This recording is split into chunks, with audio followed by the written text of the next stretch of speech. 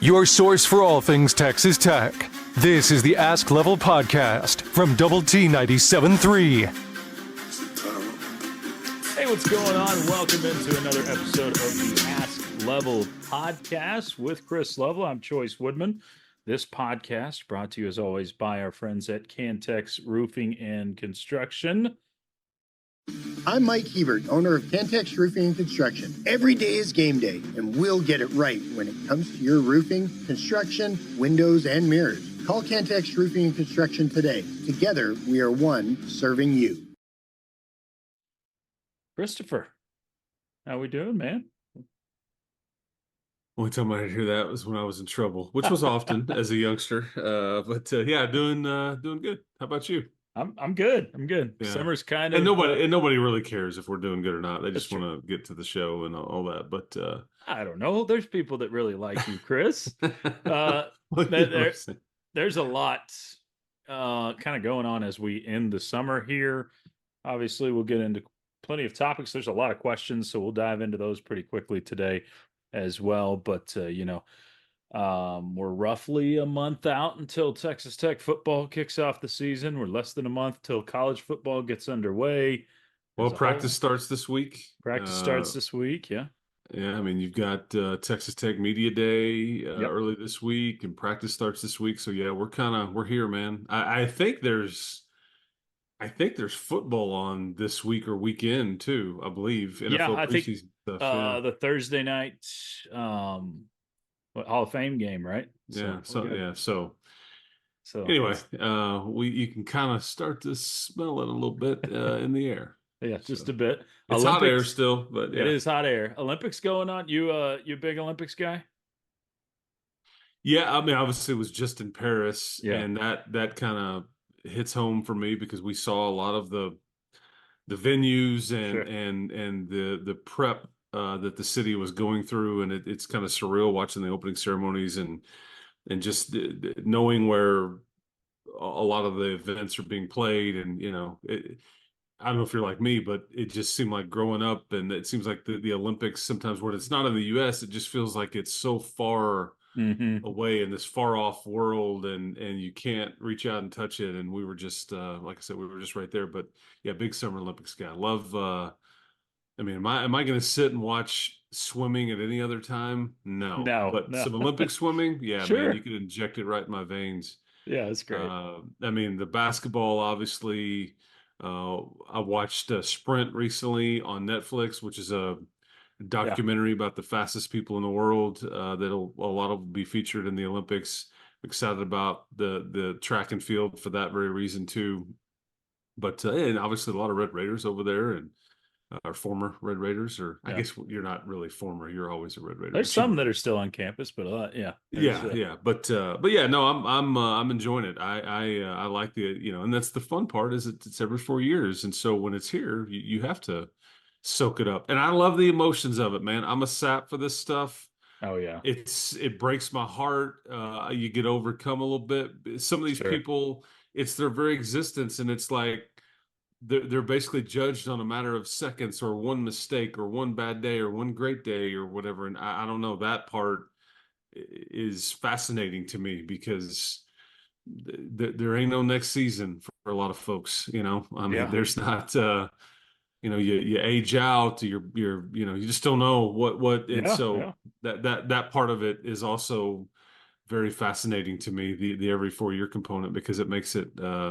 It adds a lot of juice, man. Adds a lot of juice. That's why it was so heartbreaking to see Caleb Dean when he had been so phenomenal and trips on the last hurdle, or one of the last hurdles, and he's got to wait 4 more years to get his chance to come back around. He will. But one last Olympic question, then we'll get into the heavy stuff. The more.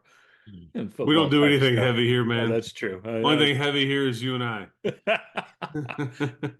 Hey, I know it's true, but that still hurts. It is, yeah.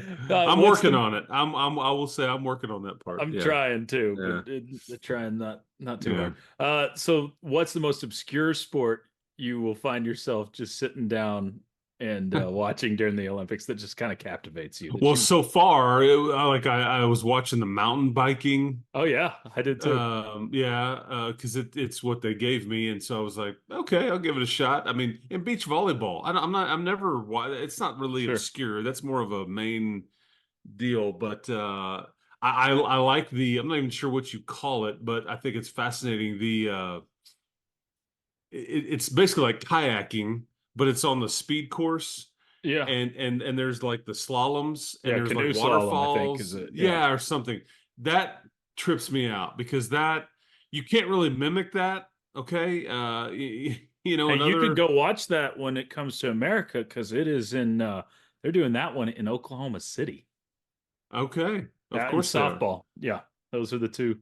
In 28. Yes, in 28, they're doing for the LA Okay. Olympics, they're doing canoe slalom and softball in Oklahoma City. So, Okay, well that's yeah.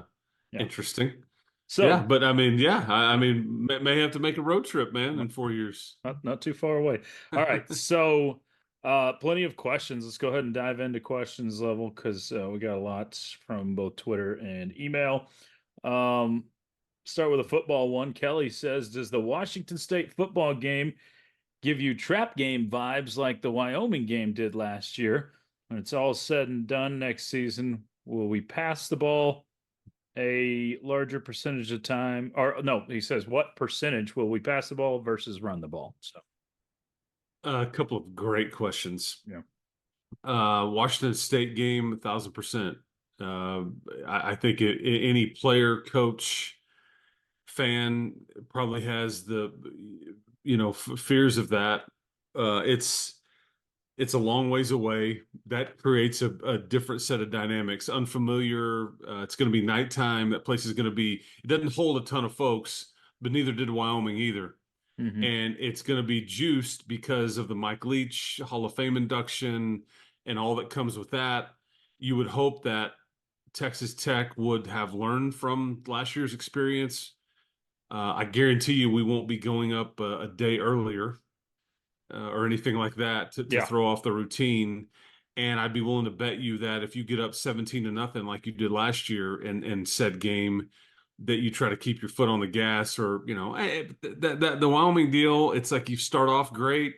I think the rain delay, was obviously affected you in some way too.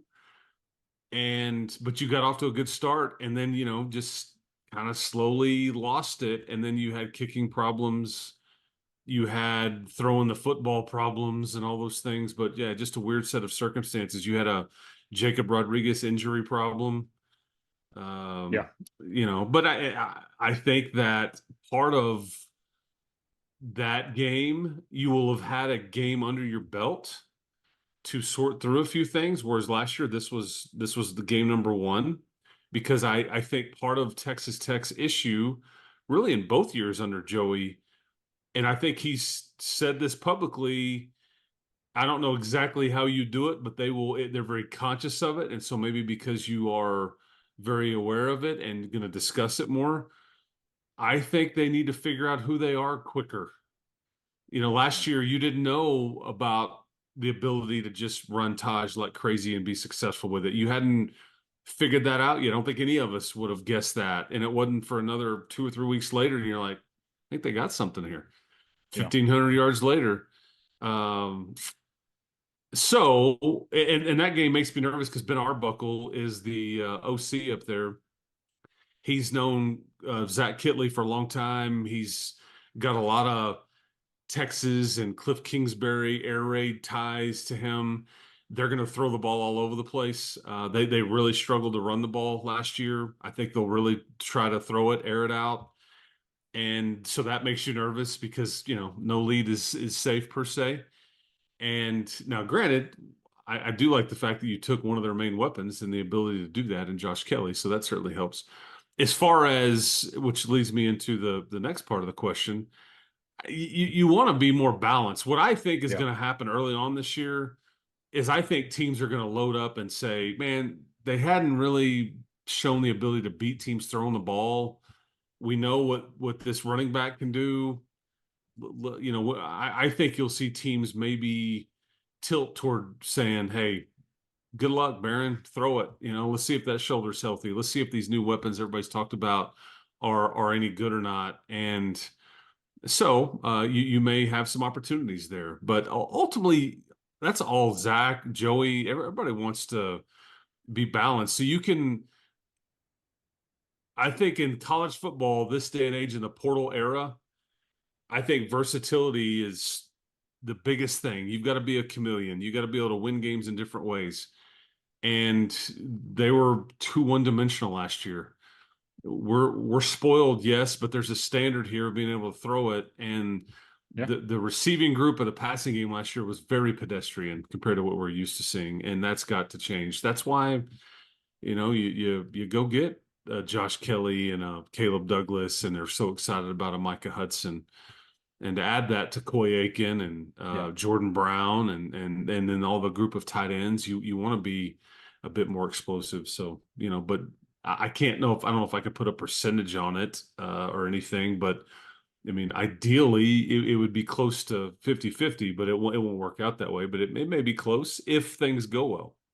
And Level, let's kind of branch that into our next question. This one was one left over from last week or last time we had a podcast that we didn't get to, but it says, Level, this one's from Jason. Level, can you rank the Texas Tech receivers, the top 5 receivers, in terms of what you would project their yardage to be?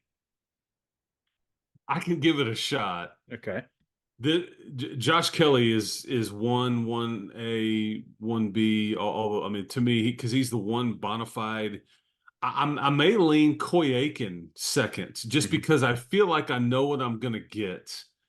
And it was pretty consistent when he got back into it last year. Sure. Everything else is a bit of a guess. And what I'm telling you is somewhat of a guess anyways, just because of health, things like that and availability and all those things. I don't know if we could talk about the potential of a Caleb Douglas and a Micah Hudson. Dre McCray would be in the mix. Jordan Brown kind of in the conversation, but past Josh Kelly and Coy Aiken, I think you are absolutely guessing. Mm-hmm. And I do think that you will manufacture touches to a guy like Micah Hudson. I think that there will be a conscious effort to get him the football.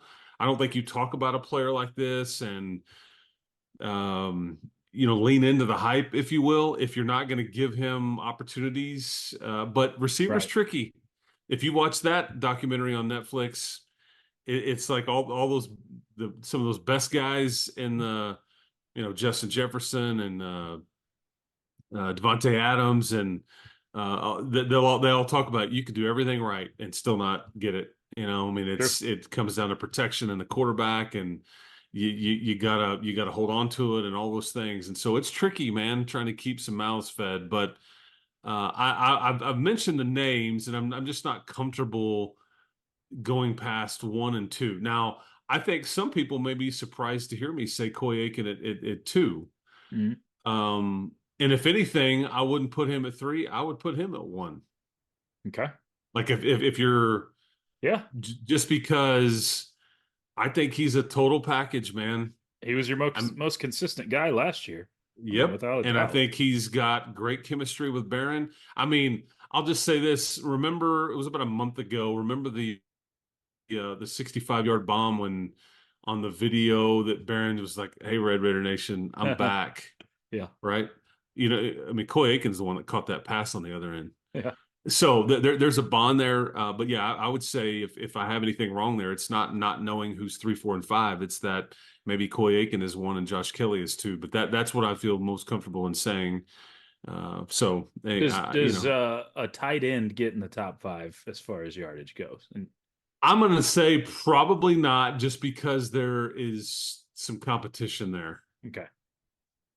Jalen Conyers would have the best chance. Like, that's the part about being balanced. And I think that folks are going to assume that you can just run the ball like you did last year. That group of tight ends last year, Jaden York and Baylor Cupp, they were really good run blockers, and I think people were wanting them to get catches and all that, but it was your offensive line was somewhat average. Yeah. It may be average again. Your group of tight ends this year is much more tilted toward catching the ball as opposed to hand in the ground, mashing people and being part of the ground game. I think Jalen Conyers and John Carlos Miller are, semi receivers, just happen to be really big. They can do the blocking thing. I just don't know if that's their, if you're doing the video game thing and like you put the ranking on the different skill sets, the blocking is probably not going to be, Sure. at the top of their, compared to their route running and hands and playmaking and all those things. So you may not be able to run it as easily or as much as you want to early, if that makes sense. Yeah, it does. Yeah. This question, as we continue the questions, this one's from Zach. Says, Chris, have you heard if Mahomes is going to come to any football games this season and do anything with Adidas? Well, I mean, I'm not saying he won't be here. I think it's unlikely for a game just because, I mean, I don't know if anybody's looked at this, but your bye week is the same as the Chiefs. So ideally you had a home game there or, I mean, or there would be a Thursday game that, maybe he'd have the weekend off, but his Thursday game is going to be the very first, I guess, weekend of the NFL season, but you're in Pullman, Washington that weekend when he plays on that Thursday night. So I just don't think that he would say, yeah, I got the weekend off, I'm going to Pullman, Washington. Yeah. So, I mean, a little different when he shows up in Lawrence, Kansas than Pullman, Washington. And you don't play in the state of Kansas this year. That's or a Kansas team in general. So again, there may be some plans there that would be, I don't know, not be able to put together like the calendar. Maybe but maybe for a basketball game or something. I don't know. But as far as like a natural fit in the football season, it doesn't look like there would be an option there. So anyway, unless something changes. We are supposed to have a Wes Welker sighting this year, right? North Texas game for his Ring of Honor induction. And he's a coach, so those are tricky. It's kind of swoop in, swoop out. It'll be quick because I believe the Dolphins play a Thursday night game that week. So that's an 11 a.m. kick. So okay, so I didn't realize that was that means the Dolphins they have one of those very early in the season Thursday games. Yeah, theirs is one of the first couple of weeks. Yeah, so they've got an early one there. And then I think Kirby Hocutt said this at Media Days with us. He said that as far as Adidas and Pat Mahomes, they're going to do another unveil of, I don't know if it's full uniform unveil when, the Adidas Mahomes uniform, but they will do another Adidas Mahomes unveil in late August. So expect something to be coming that way as far as another connection there. And if anybody has any issue with it, they can take it up with Pat, like on that uniform design. Because that's what Joey kept saying. Yeah. So Joey kept saying, he's like, man, I hope nobody doesn't like this one because I had nothing to do with it, So, well, yeah, I think most people seem to be pretty happy about the new base uniforms. Leah asks, well, will there be any tours of the South End Zone? I'd love the opportunity to walk through and see the new facilities.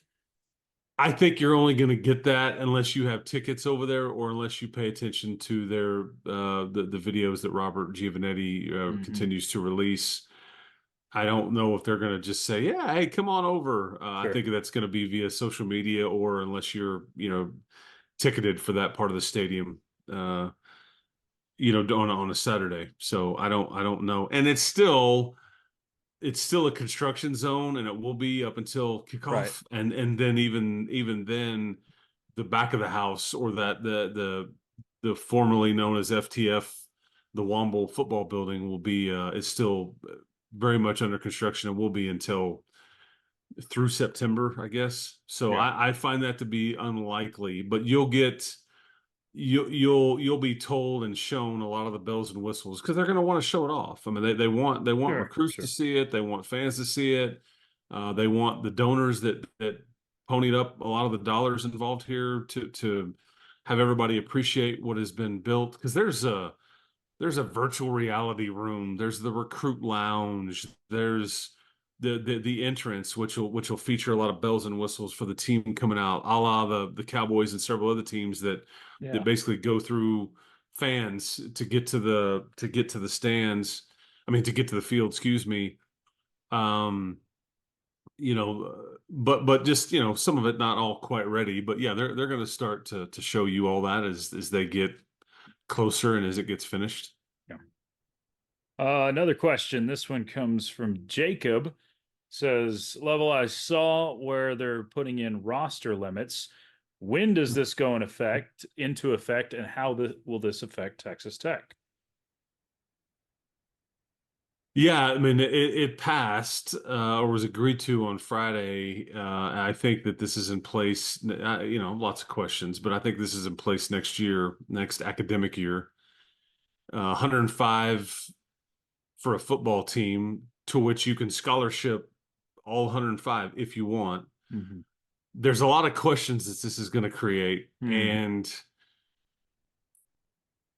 yeah, I don't know if everybody's got the answers yet on what it means. There's everything from, do some sports get cut? Do scholarships from lower level sports get slashed? Because you have Title IX questions for every extra scholarship you do for men, you must do for women.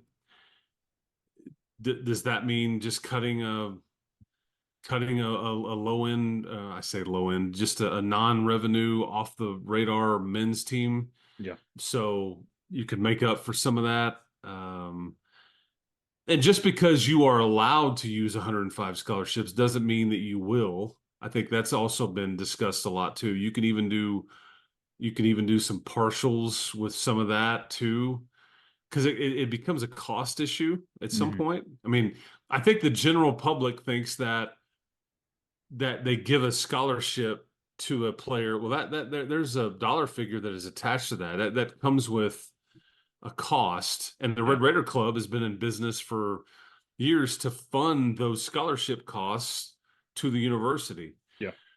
So, and like they give 34 scholarships for baseball.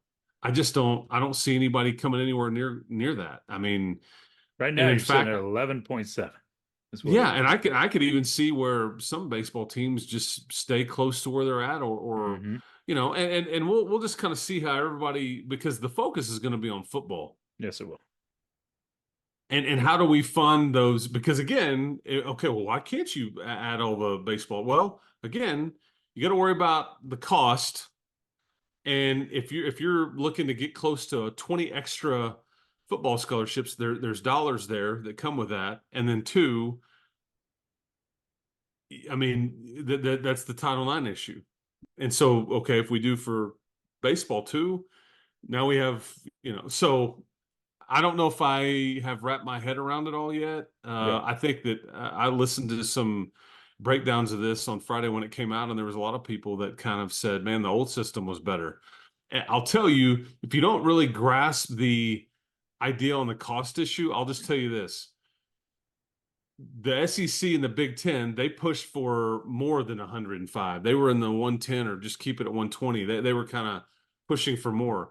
The ACC and the Big 12 were off to the side pushing for, closer to 90 or 95 and all that, as far, because again, it's a dollar and cents issue as much as anything. Does this remove collectives from the dynamic or change the game there? Yeah, I just don't know if I have that part figured out yet either. But there's a lot that changes with this particular settlement, and so in summary, it could mean not great things for lower level sports, or certainly sports that don't generate any kind of revenue. Your cross countries, your tennises, just some of the sports that we don't enter into our psyche. It could mean different things for the collectives that are out there, and it's going to stress some athletic departments financially for sure.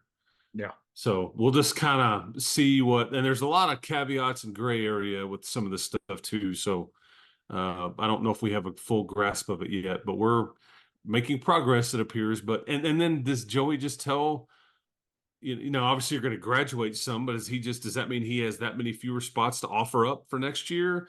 Does he have to call kids in and pink slip them and say, hey man, you didn't make it? Do you get a tryout after spring? And then do you get cut? I mean, there's lots of dynamics there. Yeah. Yeah. It's definitely, well, and so it just, sorry, but think about it this way too. This is probably not great news for the group of five, because you're telling me that every Power 4 school now is armed with an extra 20 scholarships if they want to use them. I mean, that can't be good news for those Sure. schools. Sure. Yes, if you're allowed 105 and you were carrying 120, yeah, you're gonna have to tell 15 players, sorry, we can't keep you here. But I mean, some of the 85 to 105 scholarship group, if schools choose to go that high, those kids were kind of spilling over to group of five or middle tier power 4 conference teams. Yeah. Now I mean, Kirby Smart is armed with all kinds of extra scholarships, and Ryan Day, I mean, like the blue blood types. So I don't know. I don't know if we've confused anybody or whatever, but yeah, those are, I could spend probably a whole show on all the dynamics there. Understandably. Yeah. One more football question. This one is from Steve. It says, Level, do you think the video game got the top 10 players for Texas Tech correct? Yeah, and I saw this, I'll help you out. 3 or 4 weeks ago when it kind of first came out. I can't even remember. I got hit with the video game tired head after a while. Understandably. Yeah, because I'm not playing it, and all those things. And I get that a lot of people fascinated by it and all those things. But yeah, I just, at some point I was like, okay, cool dynasty mode. Cool, and like people were mad because they didn't have the mass rider and the tech entrance and all these things. So yeah. So number one, obviously Taj Brooks. 2 was maybe a bit of a surprise for some. Ben Roberts was number 2 as far as their rankings or ratings. Vinny Scurry, the offensive lineman, 3. Jalen Conyers, 4. Josh Kelly, 5. Jacob Rodriguez, Caleb Rogers, Mason Tharp, CJ Baskerville, and Braylon Lux rounds out the top 10. So is there any, I guess, glaring omissions for you or put people out of place there, in your opinion? I don't know. I mean, yeah, they're trying to base that on past production and a lot of theirs info. My understanding, they did a lot off of Pro Football Focus too. Yeah, okay. Grades and that sort of thing. So yeah, there has to be some criteria there, because that's just impossible for them to just out of thin air, unless you just call the coach and say, "Hey, man, sure, give me your opinion." But even then, it's his opinion. So I don't know if I have too much of an issue with that. I mean, statistically, Jacob Rodriguez probably doesn't deserve to be on there. I think he's one of your top 10 players without a doubt. Yeah. Ben Roberts getting a lot of credit for the season he had last year. So, and if you hope to have the kind of season that you want to, Baron Morton needs to be on this list after the season. Yeah, I completely agree. He's the one that needs to be there by the end, Yeah. but fine that he's not going into it. This one from Brad says, how does the rest of the country view our $1.2 million NIL deal with Nijaree Canady? 2 things. It was not 1.2. I believe it was just, I know that was reported, as my understanding, that it's not quite that high. Okay. It is over $1 million. So I get semantics. Sure. And there's some different structures in said deal and all those things. But I think that a lot of people either laughed or pointed and go, because I had multiple people, like media guys from other part, like tech, that I've known for a long time, like, this make sense to me, and Okay, so this is a unique situation. One, the folks that gave this money to make this possible, they have more than enough money, and if this is what they choose to spend their money on, I'm glad that they're Red Raiders. Sure. And I think too, this is National Player of the Year, so this is the top of the food chain. Mm-hmm. And she just happens to play the position to where, because like other than like I guess quarterback, but even then I don't know if it's quite the same, but that's as close as you can come. I mean, there's just not a position on soccer or basketball and really even football, I would say. I mean, I even think quarterback still doesn't even, it's not an apples to apples comparison. There's just, because she can pitch largely every game, Mm-hmm. and she's elite. So Yeah. Because I mean, you could get a great player in basketball and it surely can change your fortunes, but Sure. if you can't stop anybody, if the folks around him are just not, but a pitcher, it's just kind of a variety of one-on-one matchups when she's on the mound. And if she's really good, and she's proven that she is, soccer, it doesn't make sense. Football, because go spend all the money you want on any quarterback you want. If you don't have the guys up front that can protect him, or you can throw it to him, or a defense, you had the best quarterback in the country a few years ago when Pat Mahomes was here, Sure. and he couldn't outscore everybody, and he tried. He tried. So for 5,000 yards, but yeah, that's right. That's right. So yeah, I don't know if there's an equivalent. This is kind of a unique situation, but I thought it was great. I mean, and if this is what they want to do, and I mean, yeah, Coach Glasgow may be going, well, it's a little bit of pressure here for me right out of the gate. Well, I mean, to be honest, like you're exactly right. There may not be a position in college sports that one player can affect the entire team as much as that one being an ace on a softball team that can pitch essentially every game. It's just a different animal. So you so I think it elevates expectations quite a bit in one seasons for Texas Tech, where I mean you go from missing the postseason last year to maybe even being a team that you should expect to host a regional just based off of one player. And Coach Glasgow's gotten a lot of other good pieces around her too. So it's not just one player, but based off of that one, I don't think that's a crazy shift in expectations because of what you're talking about there. Yeah, no, I don't disagree. All right. We'll kind of see what happens with that. Sure. But anything short of being a Big 12 champ, or right there on the cusp of that, is probably a letdown, and that's pretty high. Yeah. High stakes, especially for where you've been.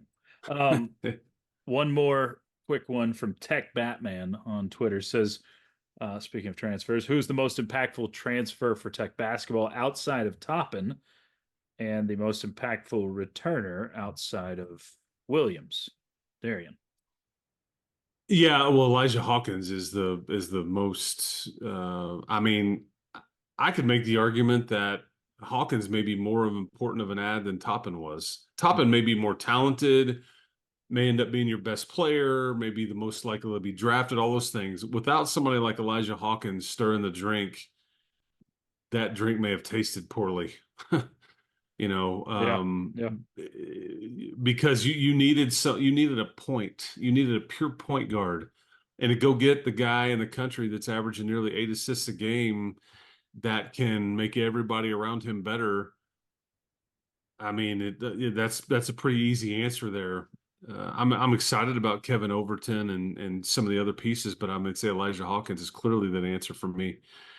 As far as most impactful returners, it's Chance McMillan, just because, and he stands to benefit the most from a guy like Elijah Hawkins. Yeah. I mean, you're talking about one of the best three-point shooters statistically in the conference, and I think he stands to catch and shoot a lot, and he has shown to be pretty darn good when he's got the time and the room to be able to do that. So that's what and does Chance Does he enter the starting lineup?